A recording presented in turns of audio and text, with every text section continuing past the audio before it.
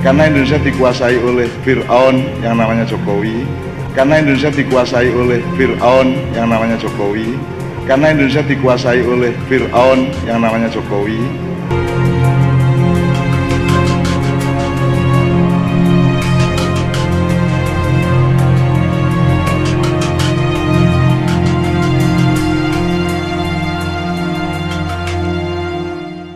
Saya bercerita tentang kesuksesan seorang nabi yang sekaligus raja, dan nanti kita akan ambil pelajaran. Ini sudah selesai pilpres, kita ingin bicara apa adanya dan apa yang seharusnya. Jika Nabi Muhammad SAW berhasil menjadi seorang pemimpin yang baik, karena referensi kepemimpinan negerinya dia ambil dari Al-Quran. Di mana dia? Dari Kanjeng Nabi Sulaiman.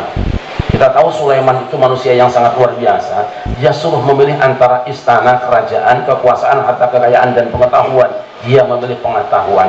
Fa'utiyal mulka wal mal, sehingga beliau diberi kerajaan, kekuasaan, dan harta benda. Apa prestasinya? Yang pertama, kita ingin singkat saja. Sulaiman mengatakan, "Ya ayuhan nas, 'allimna mantiqat thair wa utina min kulli syai', inna hadza lahuwal fadlul mubin." Wahai manusia, aku diajari oleh Allah bisa mengerti bahasa burung. Sulaiman bisa komunikasi dengan semua lapisan masyarakatnya, burungnya, semutnya, macannya, ularnya, kambingnya, semua akrab dengan Nabi Sulaiman. Dia ada seorang presiden yang akrab dengan seluruh lapisan masyarakat. Dengan rakyat kecil dia biasa dekat-dekat, bahkan anak kecil juga kalau digendong akan tersenyum. Dengan para kiai dia akrab, bahkan tangannya dicium-cium. Dengan santri-santri dekat, bahkan dia bersama-sama bagi-bagi sepeda barangkali kalau sekarang. Itulah Sulaiman. Saking akrab dari masyarakat, ada salah satu aktivitas Sulaiman yang tidak pernah dilakukan Nabi sebelumnya. Apa?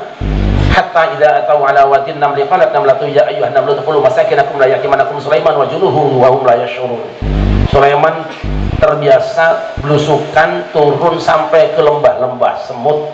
Apa itu lembah semut? Lembah semut itu menurut para mufassirin memang tempat semut, tapi ini bisa diartikan dengan kelompok manusia yang terpinggirkan, yang selama ini tidak pernah diurus oleh para pemimpin sebelumnya. Dia berada di pelosok paling ujung sebuah negara, tapi yang jelas bisa jadi lembah semut adalah satu daerah yang menghasilkan sarang semut model Papua dan sebagainya. Sulaiman datang di tempat itu.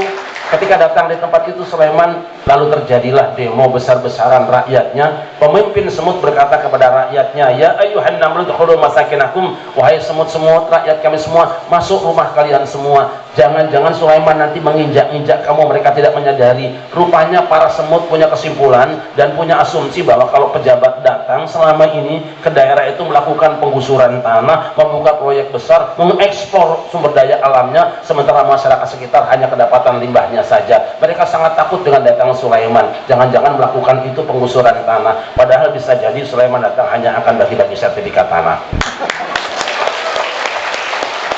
Amalan yang dimuliakan, ketika mendengar ada demo semut yang begitu ramai, Sulaiman tidak marah. Dia cuma tersenyum. Dia tahu kenapa, tidak usah marah. Padahal wa usyira Sulaiman junuduhu minal jinni wal insi wal thair fahum yuzaun. Tentara di tangan dia, angkatan darat, angkatan laut, angkatan udara di tangan Sulaiman. Dia bisa perintahkan untuk menembak dan menangkapi para pendemo. Tidak, Sulaiman bahkan tersenyum bertemu dengan mereka. Memang Sulaiman orangnya lemah lembut, tidak pernah marah, tidak pernah gebrak-gebrak.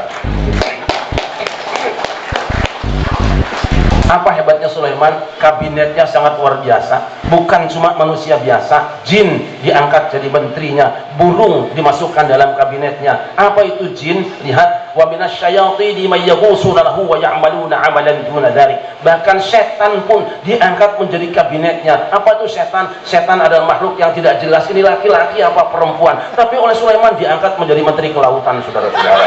Dan itu sukses besar.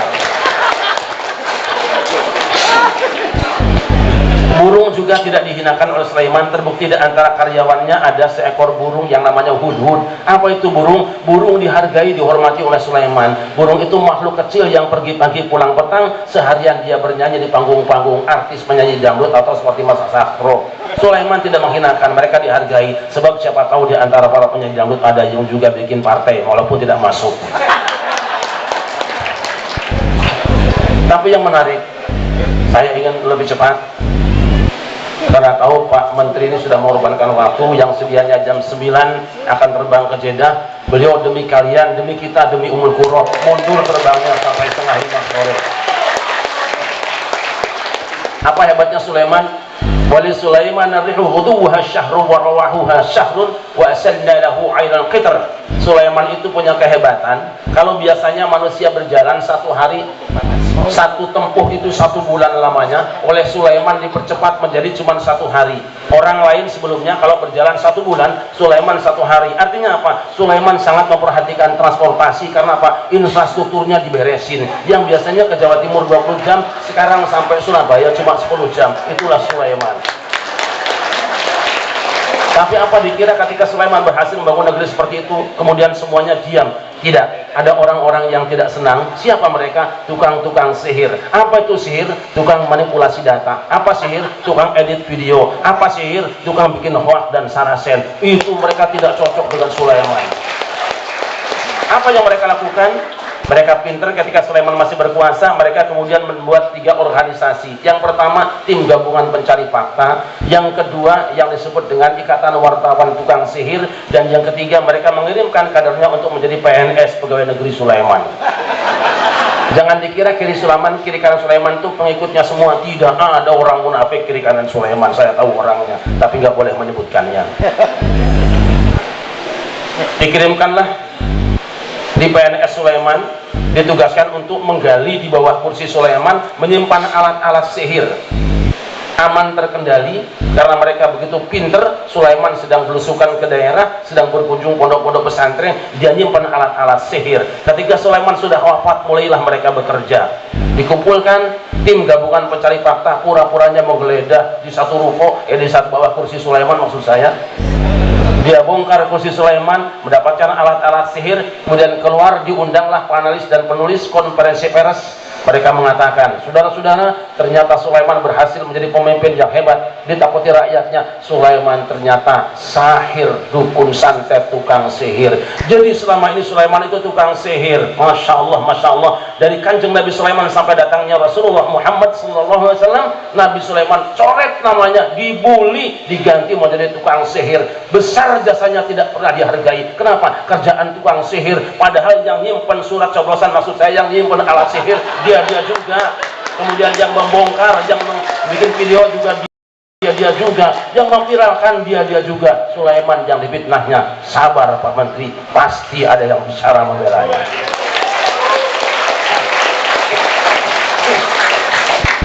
Sampai akhirnya ketika kanjeng Nabi Muhammad sedang pengajian bicara tentang nabi-nabi, nyebut Nabi Sulaiman, orang Yahudi marah. Demo, memang kerjanya demo Yahudi itu. Muhammad ini memutar balik fakta. Dia sebut-sebut Sulaiman nabi. Wa ma kana illa sahiran. Tiadalah Sulaiman kecuali dukun sihir.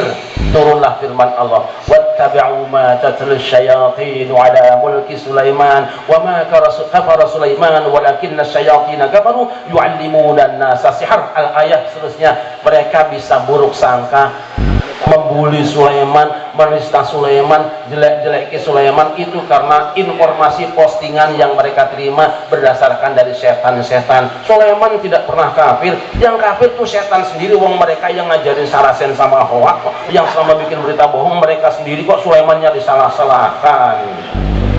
Tapi hebatlah, karena memang mereka kuasai medsos, akhirnya masyarakat terima informasi tadi. Masya Allah, Masya Allah. Dan hamba yang dimuliakan, untungnya Sulaiman tidak menyaksikan itu. Tapi Nabi Muhammad wajib menjelaskan. Wajib menjelaskan, harus dibenarkan. Yang salah tetap salah, yang benar mesti benar walaupun tidak ada temannya. Jangan takut, Muhammad sendirian, yang lain tidak punya argumen. Saat ini Ummul Qura sendirian, tidak ada teman, tidak ada urusan. Kita punya Allah. Hamba yang dimuliakan, dan di antara prestasi dukun santet, apa namanya, tukang sihir itu apa? Yufarriqu nabihi bainal mar'i wa zawji, memecah belah orang dengan pasangannya. Prabowo itu baik, Jokowi itu baik, kok diadu domba? Pasti kerjaan tukang sihir, tukang edit, tukang hoak di saudara-saudara. Dua-duanya baik, kita mengatakan mereka anak bangsa yang baik, tapi menjadi dikesankan Prabowo tidak baik, Jokowi tidak baik, pasti ini kerjaan tukang sihir. Oleh karena itu maka kita akan bersama-sama menghadapi mereka. Tukang sihirnya harus kita hukum. Apa hukumnya? Satu, membawa berita itu fasik. fasikon lah, kalau sekarang mungkin siapa ya? Jangan disebut lah. Dulu fasikon kata Quran namanya. Itu hukumannya apa? Walladzina yarmunal muhsanati thumma lam ya'tu bi'arba'ati syuhada fajliduhum 80 jaldah wa la taqbalu lahum syahadatan abada ulaika humul fasiqun. Orang yang menuduh orang lain melakukan keburukan, kemudian dia tidak mendatangkan 4 orang saksi. Kalau tadi itu perempuan yang dizina, dituduh zina.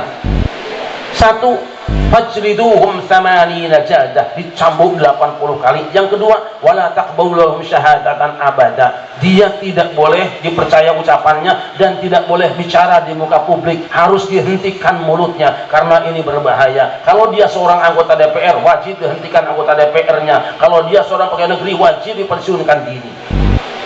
Yang ketiga, ulaika humul fasikun, mereka adalah orang-orang yang fasik. Ini hukuman orang yang menebar hoax. Harus tegas pemerintah, pecat kalau dia PNS, hentikan kalau dia pejabat, berhentikan kalau dia anggota wakil rakyat, anggota DPR. Yang kedua, pilihannya agak berat memang.